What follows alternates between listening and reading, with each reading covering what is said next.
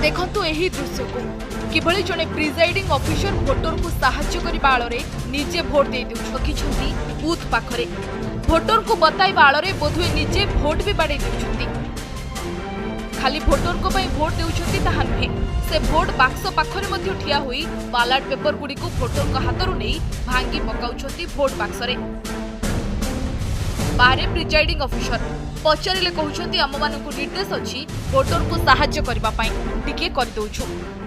रोनी कौन जो मैंने वयस्क लोक से जो मैंने चाहूँगी जे आम मोड़ी पारना कि भल मंद करना मुझे नहीं आसुँ ना आम सी भोट दे सारापर आमको जो कागजटा दौरान से आम चली पारना कि भल मंद करना ना ना सेमती आम तो बहुत दूर आसुँ ना आम एटिका जाचु ना चिंचु ना कौन आमर ड्यूटी है जे लोक साहाय्य करवा किंतु से भोट दे सारा पर कागजटी केमी आम हाथ को दौरान आम आनी पकाऊँ ना आम ना ना देखार कि ना मोर किंतु से जो पकई दौरान तले कागजटा मुझे उठेकी देदेली।